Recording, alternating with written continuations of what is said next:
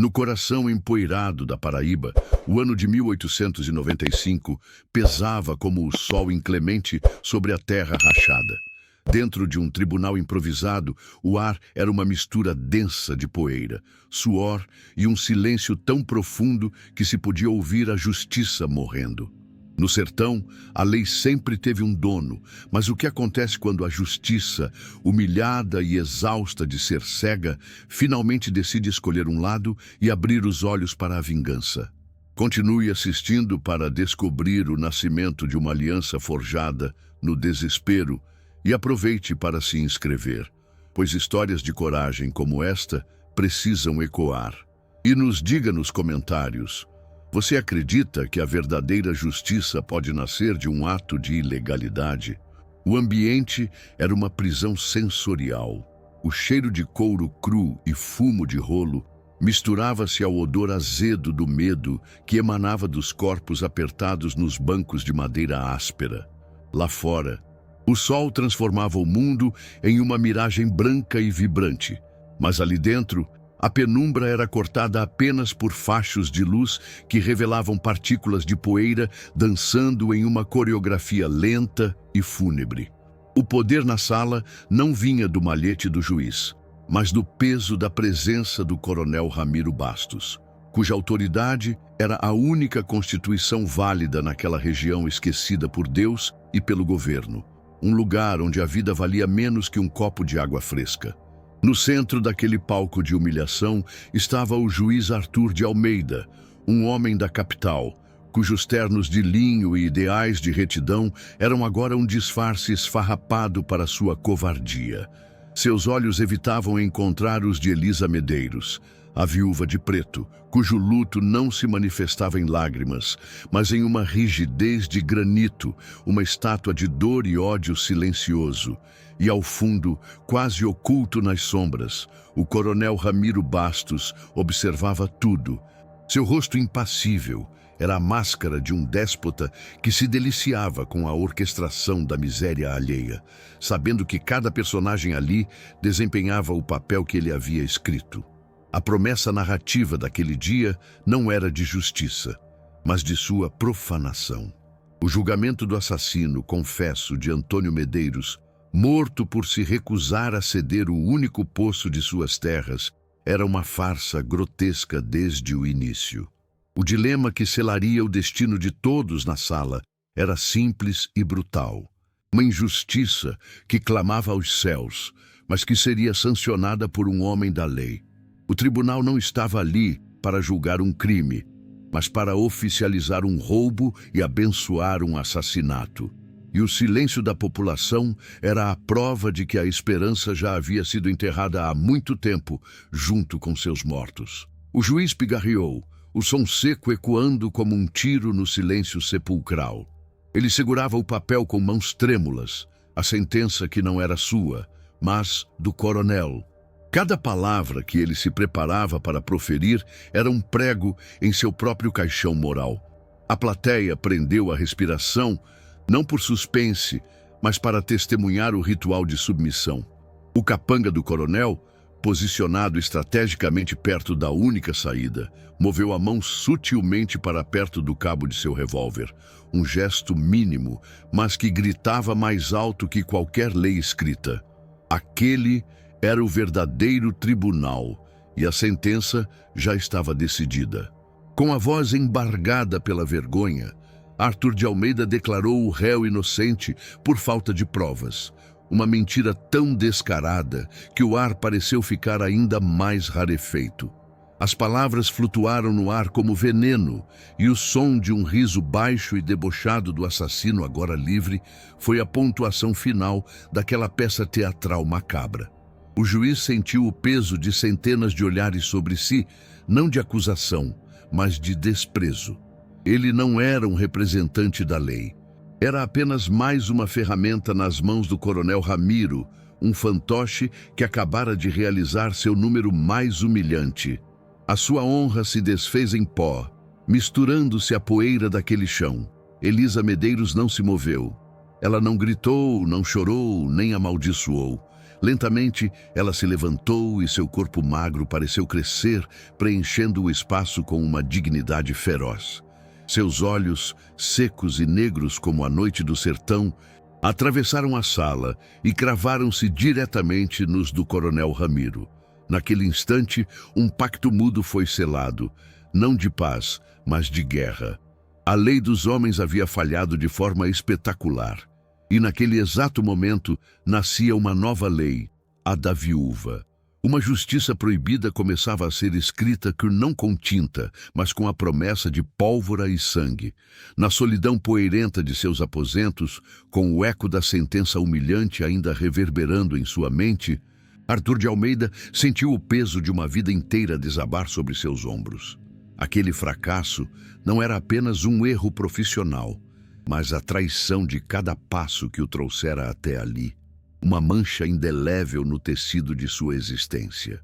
As sombras no canto do quarto pareciam se contorcer, transformando-se nos fantasmas de promessas quebradas e sacrifícios que agora pareciam inúteis, abrindo as comportas de uma memória dolorosa que ele tentara em vão manter represada.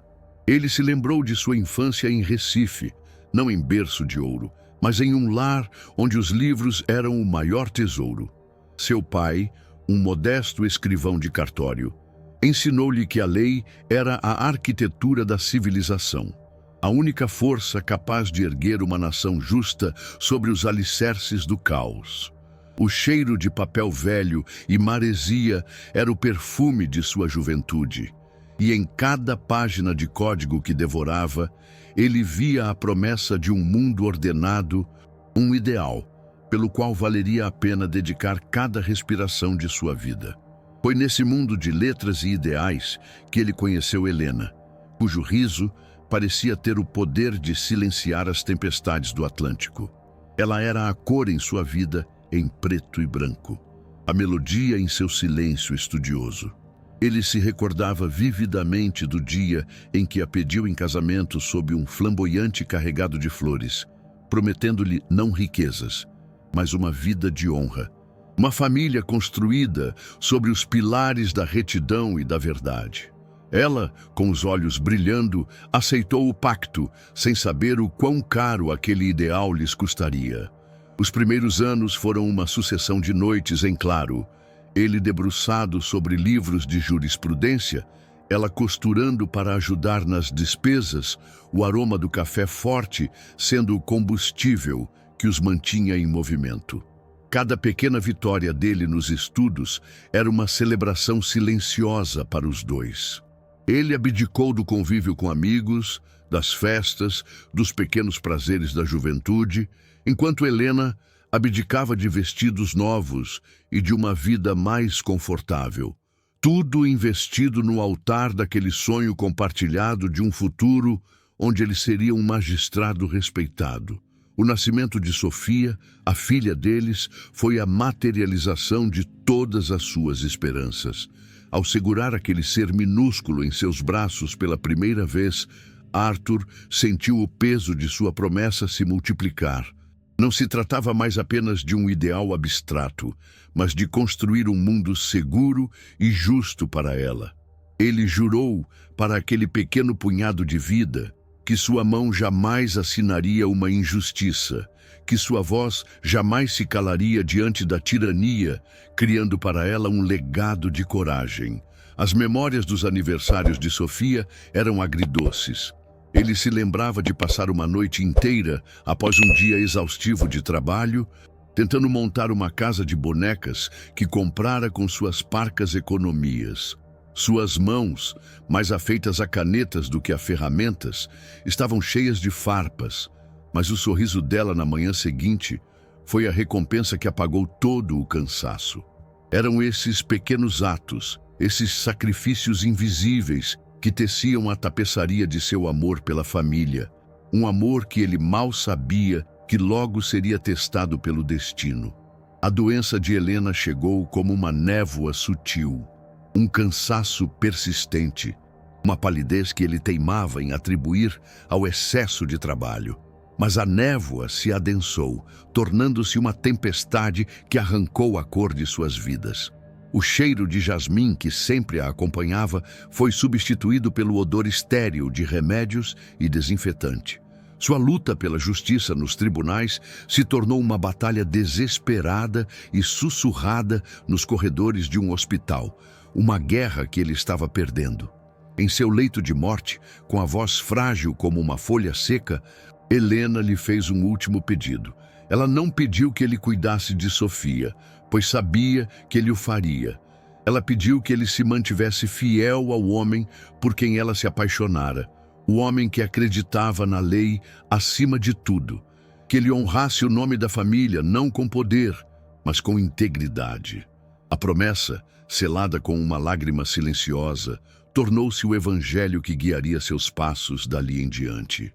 Criar Sofia sozinho foi a tarefa mais hercúlea de sua vida. Ele era o juiz implacável durante o dia e o pai desajeitado à noite, tentando trançar cabelos, conferir lições e acalmar pesadelos com uma competência que nunca sentiu possuir. Cada promoção, cada degrau que subia na carreira era uma vitória amarga, pois o afastava ainda mais das pequenas alegrias da infância de sua filha, um preço que ele pagava com uma culpa que o corroía por dentro. Ele se lembrou da noite em que, ao chegar tarde, encontrou Sofia dormindo com um desenho na mão, um retrato tosco dele vestindo sua toga de juiz, com a palavra herói escrita embaixo. Naquela noite, ele não dormiu. Ele ficou velando seu sono, sentindo-se a maior das fraudes, um herói de papel que mal conseguia estar presente para a única pessoa que realmente importava. Aquele desenho se tornou seu amuleto e sua acusação. A nomeação para a comarca do Sertão da Paraíba foi, ironicamente, o auge de sua carreira e o início de sua queda. Era a chance de levar a ordem a um lugar esquecido pela lei, de cumprir a promessa feita a Helena em sua forma mais pura. Mas para isso, ele precisou tomar a decisão mais dolorosa de todas: deixar Sofia aos cuidados dos avós em Recife. A imagem do rosto da filha, espremido contra o vidro do trem que partia, assombraria suas noites por muito tempo. O choque cultural foi brutal. O mundo de lógica e razão que ele habitava foi engolido por uma terra de poeira, sol e silêncio, onde a única lei que importava era a do mais forte, encarnada na figura onipresente do coronel Ramiro Bastos. Seus códigos e seus livros pareciam frágeis e ridículos diante da realidade crua daquele lugar, onde a vida e a morte eram decididas pelo cano de um rifle, não pelo malhete de um juiz. Seu primeiro embate com o poder do coronel foi sutil, mas aterrorizante. Ao tentar mediar uma disputa de terras a favor de um pequeno agricultor, recebeu a visita de um dos capangas de Ramiro. Não houve uma ameaça direta, apenas um conselho amigável sobre como as coisas funcionavam por ali. Um aviso velado de que sua caneta só tinha o poder que o coronel permitisse que ela tivesse. Naquele dia, ele sentiu o primeiro calafrio do medo verdadeiro. A solidão em sua casa alugada era um tormento. As cartas de Sofia, cheias de novidades da escola e perguntas sobre quando ele voltaria, eram sua única conexão com o mundo que deixara para trás. Ele as relia à luz de um lampião, sentindo a distância não apenas em léguas, mas em alma. Ele estava se tornando um estranho para sua própria filha, e pior, para si mesmo. E então veio o julgamento de Antônio Medeiros. Enquanto estava sentado naquela cadeira, sob o olhar intimidador do coronel, a imagem de Helena em seu leito de morte invadiu sua mente. A promessa que ele lhe fizera ecoou em seus ouvidos, zombando de sua covardia. Ele olhou para a viúva, Elisa, e viu em seu rosto não apenas a dor da perda, mas a acusação silenciosa de sua própria traição moral. Ao ler as palavras que absolviam um assassino, confesso, cada sílaba era como um caco de vidro rasgando sua garganta. Aquele não era apenas um veredito, era o atestado de óbito de sua honra, o epitáfio do homem que um dia sonhou em ser. O som do malhete batendo na madeira foi o som de sua alma se partindo em duas, um som que ninguém mais na sala pôde ouvir.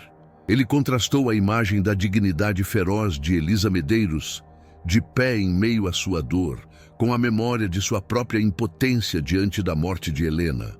Uma era a vítima de uma injustiça que ele sancionara, a outra de uma injustiça do destino. Mas em ambas havia uma força que ele próprio não possuía. Naquele instante, ele odiou a si mesmo com uma intensidade que jamais imaginara ser possível. O retrospecto de sua vida se encerrou ali, naquele tribunal improvisado. Todo o sacrifício, todo o estudo, toda a dor da perda, tudo havia culminado naquele ato supremo de covardia. O homem de leis, o pai herói, o marido fiel a uma promessa, todos eles morreram naquele dia. Mas daquelas cinzas, enquanto o ódio por si mesmo se transformava em uma fúria fria e calculista, algo novo e perigoso começava a nascer. A justiça havia falhado, e agora ele precisava criar a sua própria. A noite em que Arthur procurou Elisa foi uma noite sem estrelas, abafada por uma poeira que parecia carregar o peso de todas as injustiças do sertão. Ele a encontrou nos fundos de sua casa modesta, a silhueta recortada contra a luz fraca de um lampião, afiando a peixeira que fora de seu marido. O ar entre eles era um vácuo de desconfiança, e ele não ofereceu um pedido de perdão, que seria inútil, mas sim um pacto, uma proposta para transformar a dor dela e a vergonha dele em uma arma de destruição calculada e implacável. Elisa parou o movimento da lâmina na pedra, o som áspero cessando abruptamente. Seus olhos, que pareciam ter absorvido toda a escuridão daquela noite, o mediram com um desprezo que o despia de sua toga e de sua autoridade. Para ela, ele era a encarnação da lei dos homens. Uma lei covarde e corrupta que servia apenas para proteger os fortes. Suas palavras sobre justiça soavam como o zumbido de um inseto irritante. Mas havia em seu rosto uma expressão de desespero tão genuína, uma autodestruição tão palpável, que ela viu ali, não um juiz, mas um homem que já não tinha nada a perder. Ela impôs uma única condição, sua voz soando como o estalar de galhos secos. Ele teria que provar que o homem da lei havia morrido naquele tribunal, e que em seu lugar havia nascido algo diferente, algo disposto a se sujar com a mesma lama que afogara seu marido.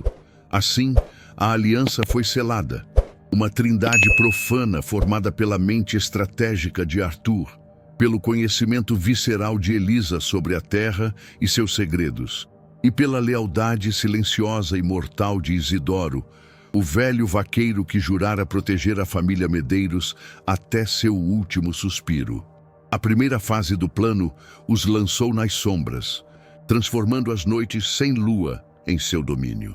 Eles se moviam como fantasmas pela caatinga, o cheiro de alecrim selvagem e terra seca se misturando ao odor metálico do medo. Sob a orientação de Elisa, eles visitavam ranchos isolados, casebres esquecidos onde o luto era um habitante permanente. Ali, à luz de candeeiros, Arthur ouvia histórias de terras roubadas, filhas violentadas e homens desaparecidos. Cada testemunho, uma nova camada de combustível para a fogueira de seu ódio. Uma noite, encontraram uma anciã que, com as mãos trêmulas, lhes mostrou a única camisa que restara de seu filho, levado pelos capangas de Ramiro por uma dívida ínfima. Ela não chorava mais. Seus olhos eram dois poços secos de dor. Arthur sentiu o peso daquela camisa em suas mãos como se fosse um corpo.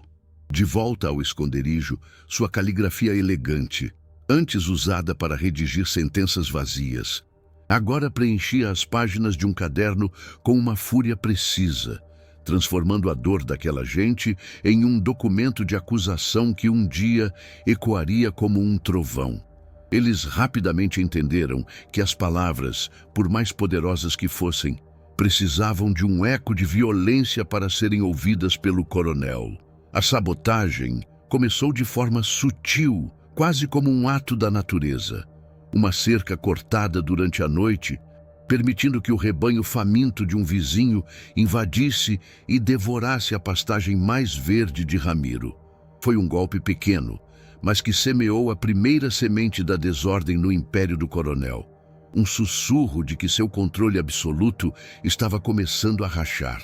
A ousadia do grupo cresceu com a escuridão. O próximo alvo foi um dos armazéns de algodão do coronel, o orgulho de sua fortuna. O fogo começou pequeno, uma chama alimentada por querosene e ressentimento. Mas logo se tornou um inferno que pintou o céu noturno de laranja e vermelho. O cheiro de algodão queimado se espalhou por quilômetros. Uma mensagem olfativa de rebelião que todos no vilarejo entenderam, mesmo que ninguém ousasse pronunciar uma palavra. Aquele incêndio não destruiu apenas uma colheita, mas também a aura de invencibilidade de Ramiro Bastos. A reação do coronel foi a de uma fera ferida. Ele não gritou, não fez ameaças públicas. Seu terror era mais sofisticado. Ele dobrou a guarda. Seus capangas passaram a cavalgar pelas ruas com uma arrogância ainda mais ameaçadora, e o silêncio no vilarejo tornou-se mais pesado, mais denso, como o ar que precede uma tempestade devastadora. Ramiro sabia que aquilo não era um acidente, era um desafio, e sua paranoia começou a buscar um rosto para culpar, seus olhos gélidos varrendo cada sombra em busca do inimigo oculto. Enquanto a tensão externa crescia, Arthur travava uma guerra dentro de si. Cada ato de sabotagem o afastava mais do homem que ele um dia fora, o homem que seu pai ensinara a reverenciar a lei. Ele olhava para suas mãos, que agora cheiravam a fumaça e pólvora, e se perguntava se aquilo era realmente justiça ou apenas uma vingança que o tornava igual aos homens que desprezava. Você resistiria a essa pressão? Você abandonaria tudo em que acreditou para corrigir um erro que você mesmo cometeu? O padre Inácio, de sua igreja, observava a escalada do conflito com o coração dividido entre a fé e o medo. Ele era o confessor do vilarejo, o guardião de segredos que poderiam derrubar o coronel. Mas Ramiro era também o benfeitor da paróquia, um diabo generoso cujo dinheiro mantinha o teto sobre sua cabeça. Elisa o confrontou na sacristia, seus olhos acusadores perfurando a sua batina, chamando seu silêncio de cumplicidade. A culpa do padre era uma ferida aberta, purulenta. As fissuras começaram a aparecer na própria aliança. Elisa, movida pela urgência de sua dor, ansiava por ações mais diretas, por sangue. Ela via a cautela de Arthur como um resquício da covardia que ele demonstrara no tribunal. Ele, por sua vez, insistia que a queda de Ramiro precisava ser construída sobre uma base sólida de provas, para que a sentença deles tivesse legitimidade, mesmo que fosse uma legitimidade nascida da ilegalidade.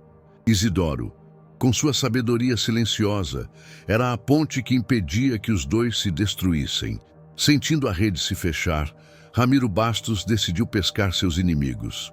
Ele teceu uma mentira com a precisão de uma aranha, espalhando o boato de que uma grande quantia em dinheiro, fruto de uma venda de gado, seria transportada em uma noite específica por uma estrada deserta. Era uma isca irresistível, projetada para atrair a ganância e a imprudência, e ele se posicionou nas sombras, esperando pacientemente que suas presas aparecessem.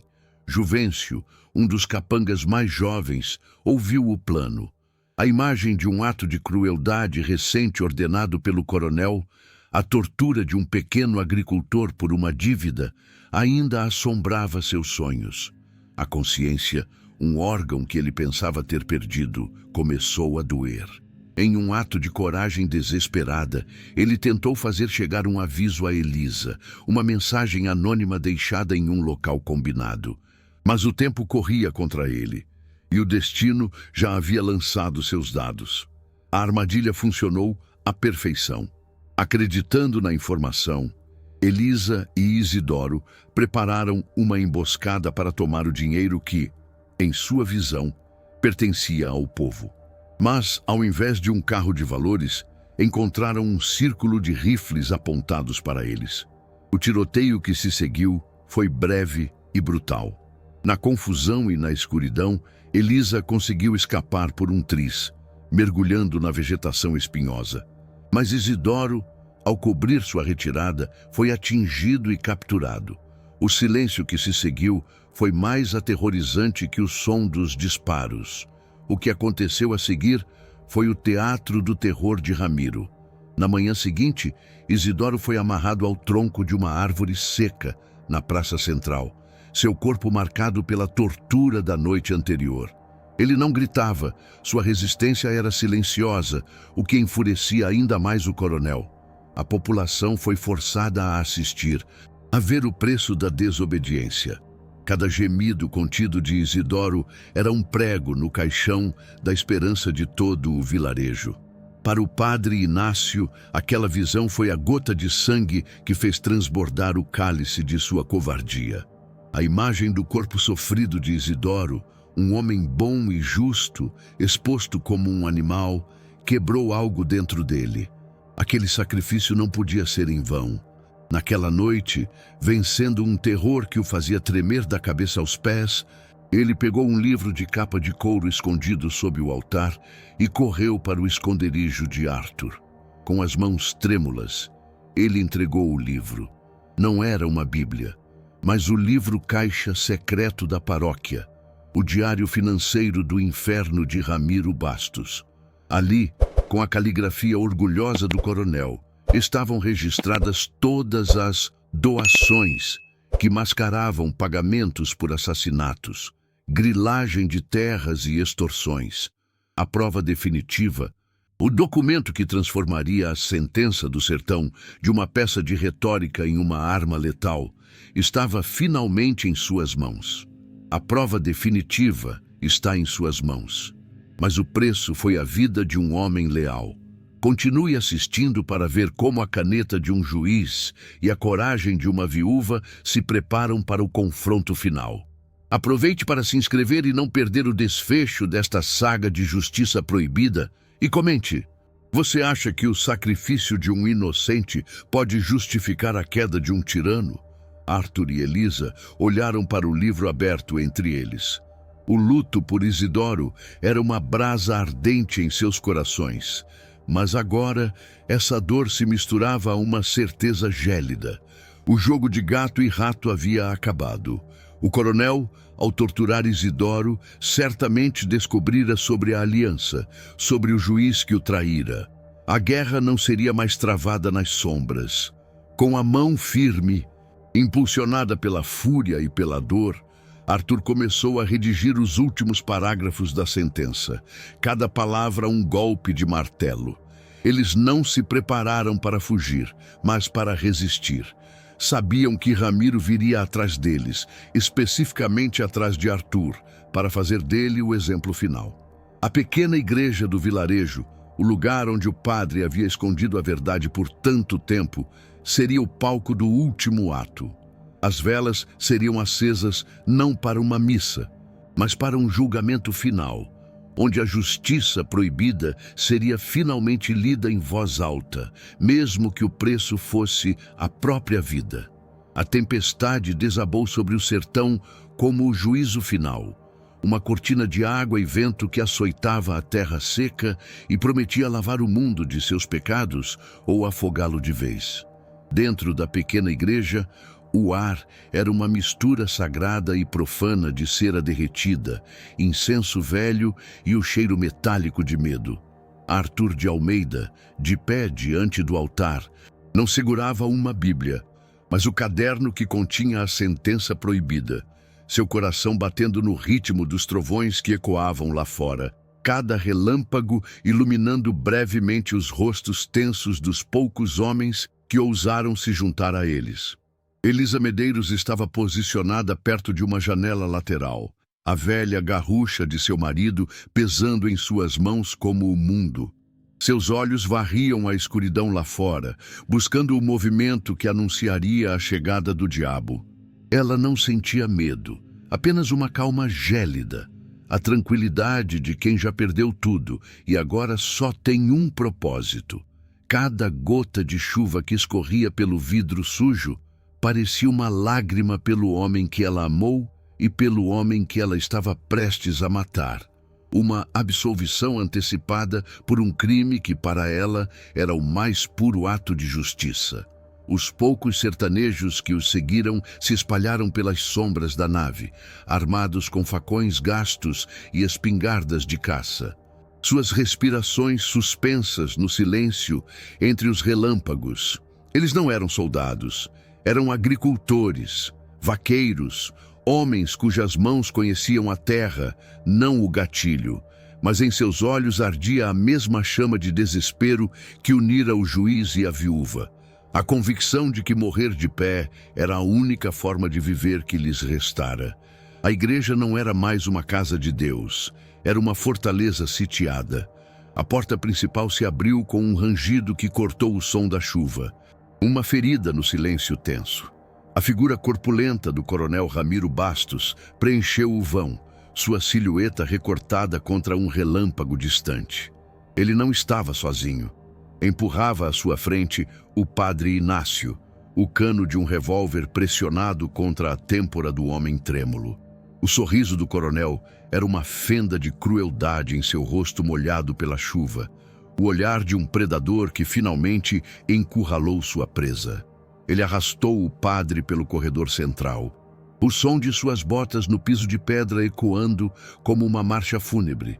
Seus olhos se fixaram em Arthur, ignorando os outros nas sombras, pois sabia que a cabeça daquela serpente estava ali, de pé no altar. A guerra não era contra os peões, era contra o homem que ousara usar a lei, a sua própria ferramenta de poder contra ele. O cheiro de chuva e pólvora fria que o coronel exalava invadiu o santuário. O silêncio esticou-se até o ponto de ruptura. Arthur sentiu o suor frio escorrer por suas costas, mas sua voz, quando falou, era firme, cortante como vidro. Ele não suplicou pela vida do padre, não tentou negociar. Ele apenas ergueu o caderno, o gesto, um desafio mudo. Aquele pedaço de papel era agora a arma mais poderosa naquela igreja, mais letal que o revólver de Ramiro, pois continha a verdade, e a verdade era a única bala que o coronel não podia deter. Ramiro riu, um som baixo e gutural que era puro desprezo. Ele empurrou o padre de joelhos e apontou a arma diretamente para o peito de Arthur. O tempo pareceu congelar. O som da chuva desapareceu. O mundo se resumiu àquele corredor escuro, ao brilho do metal na luz das velas e ao dedo do coronel começando a se curvar no gatilho. Aquele era o fim da linha, a vitória da força bruta sobre a palavra. Ou talvez fosse apenas o começo. Foi então que o inferno se abriu. De cada sombra, de cada pilar, o fogo explodiu. O som dos tiros de espingarda foi ensurdecedor, um trovão dentro da igreja que abalou as paredes. Os capangas de Ramiro, pegos de surpresa do lado de fora, responderam, e o ar se encheu de fumaça, gritos e o cheiro acre de pólvora queimada. As velas tremeram e algumas se apagaram, mergulhando a cena em um caos de luz e escuridão intermitentes. Em meio ao pandemônio, Arthur permaneceu imóvel. Sua voz se ergueu, mais alta que os tiros, mais poderosa que a tempestade. Ele começou a ler. Cada crime, cada nome, cada terra roubada, cada vida ceifada. A sentença do sertão era declamada em voz alta. A acusação formal e brutal contra o homem que se julgava Deus, cada palavra uma martelada na armadura de sua tirania, transformando a lenda do coronel em um registro de sua infâmia. Ramiro, por um instante, pareceu confuso, sua mente incapaz de processar aquela audácia. Um de seus capangas caiu a seus pés. O rosto uma máscara de surpresa e sangue. O coronel rugiu de fúria. não pela perda de seus homens, mas pela humilhação. Aquele juiz de papel estava o despindo em público, expondo suas entranhas para que todos vissem, e isso era um pecado que nem a morte poderia pagar. Ele disparou contra Arthur, mas o tiro se perdeu na escuridão, estilhaçando uma imagem de santo na parede atrás do altar. A poeira de gesso choveu sobre os ombros do juiz, que não vacilou, continuando sua leitura com uma fúria sagrada. A cada frase, ele sentia o peso da promessa feita a Helena, a honra de seu pai, a esperança de sua filha, tudo convergindo para aquele momento de desafio absoluto. Ignorando o tiroteio ao seu redor, Ramiro avançou pelo corredor, um touro enfurecido determinado a esmagar o homem que o desafiava. Ele recarregava seu revólver enquanto corria, o som dos cliques metálicos se misturando à ladainha de acusações que saía da boca de Arthur. O confronto final não seria decidido pelas espingardas dos sertanejos, mas pelo encontro da força bruta com a coragem da convicção. Elisa viu o movimento.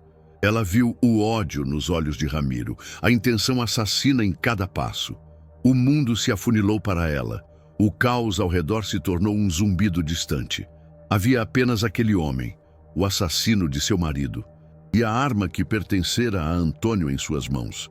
Era um círculo se fechando, uma dívida de sangue que seria paga ali, no chão sagrado daquela igreja. Quando Ramiro ergueu o revólver para o tiro de misericórdia contra Arthur, que acabara de pronunciar a palavra final da sentença, o som que ecoou não foi o de sua arma. Foi um estampido mais baixo, mais seco, quase íntimo. O som da velha garrucha de Elisa. Uma pequena nuvem de fumaça subiu perto da janela, e o coronel parou, seu corpo inteiro se enrijecendo em surpresa. Ele olhou para baixo, para a mancha vermelha que se espalhava rapidamente em seu peito. Seus olhos se ergueram e encontraram os de Elisa. E naquele último instante, ele não viu um juiz ou um rebelde. Viu o rosto de uma mulher que ele havia transformado em um anjo da morte. Ele caiu de joelhos, o revólver escorregando de seus dedos, e depois tombou para a frente. Seu reinado de terror terminando em uma poça de água e sangue no piso da igreja. Um silêncio profundo e repentino caiu sobre o local, mais alto que qualquer tiro.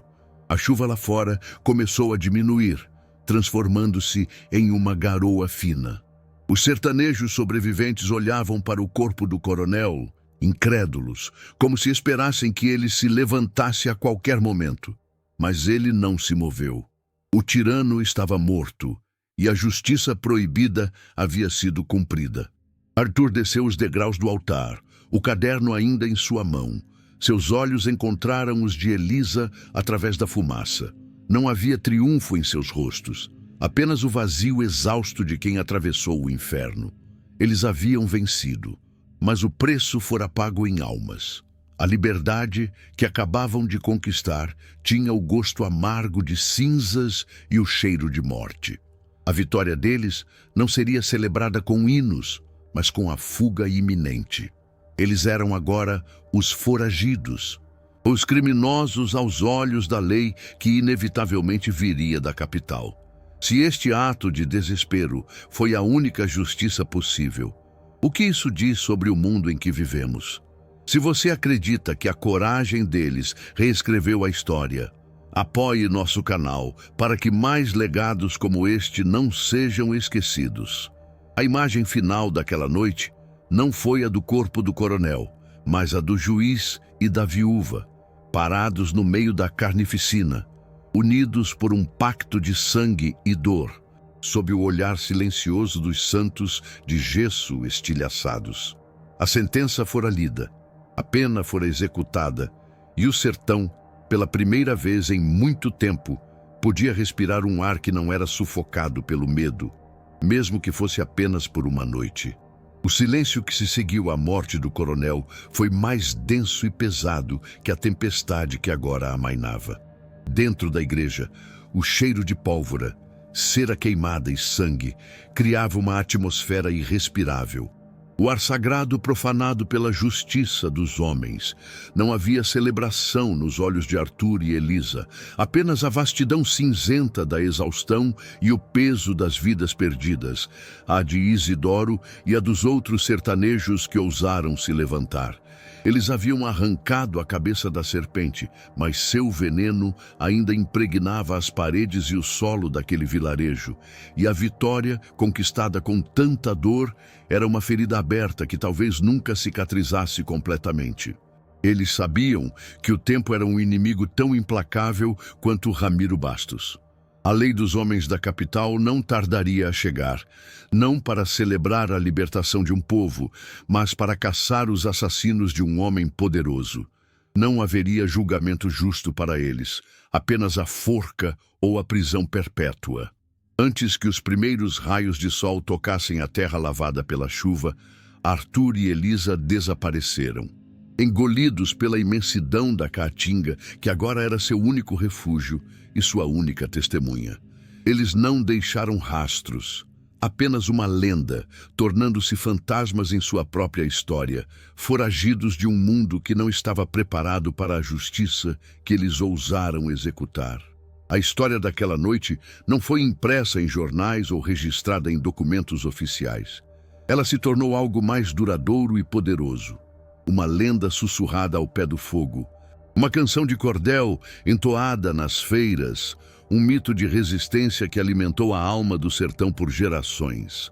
A sentença proibida, o caderno escrito pela mão do juiz, nunca foi encontrada, transformando-se em um artefato sagrado em sua ausência. Seu conteúdo recitado de memória como uma oração de esperança, a prova de que a caneta e a coragem podiam, sim, derrubar a tirania mais brutal e enraizada.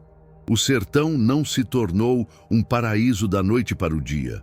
Outros homens tentaram ocupar o vácuo de poder deixado por Ramiro, mas a memória do que acontecera na igreja serviu como um freio invisível. Nenhum coronel ousou governar com a mesma crueldade absoluta, pois a lenda do juiz e da viúva era um lembrete constante de que a resignação do povo tinha um limite e que a justiça, quando encurralada, podia criar suas próprias leis. O poço de Antônio Medeiros tornou-se terra comum, suas águas matando a sede de todos. Um monumento vivo e silencioso, à coragem de um homem e ao sacrifício de muitos. E quanto a Arthur e Elisa, seus nomes se dissolveram no tempo, suas verdadeiras identidades perdidas para a história e absorvidas pela lenda que eles mesmos criaram. Alguns diziam que cruzaram fronteiras e encontraram paz em outras terras. Outros juravam que continuaram a vagar pelo sertão como protetores anônimos dos oprimidos. Arthur nunca mais viu sua filha, mas deixou para ela um legado mais valioso que qualquer herança. A história de um pai que, ao perder a honra, encontrou a coragem para se redefinir, cumprindo a promessa feita à sua esposa da forma mais trágica e heróica possível. O tempo erodiu as cruzes de madeira dos túmulos e a poeira cobriu as manchas de sangue no piso da velha igreja. Mas o eco daquela sentença proibida jamais se calou. Ele ressoa até hoje, em cada ato de desafio contra a opressão, em cada voz que se levanta contra a injustiça que se esconde à luz do dia. A luta de Arthur e Elisa não pertence apenas àquele sertão de 1895. Ela pertence a todos nós, pois a batalha entre o poder que corrompe e a dignidade que resiste é a história eterna da própria humanidade. Uma guerra travada em diferentes cenários, mas com a mesma urgência no coração. A imagem final desta saga não é de violência, mas de resiliência. É a imagem de um mandacaru que floresce na seca mais brutal, um símbolo de que a vida e a esperança podem brotar do solo mais árido e castigado. O legado deles não está nos livros de história, mas na coragem que inspira. Se esta história tocou você, não a deixe morrer no silêncio. Comente abaixo qual o verdadeiro significado da justiça para você. Inscreva-se para que mais vozes do passado não sejam esquecidas e compartilhe esta chama de resistência. Pois é mantendo essas memórias vivas que garantimos que nenhum tirano jamais se sinta completamente seguro em seu trono.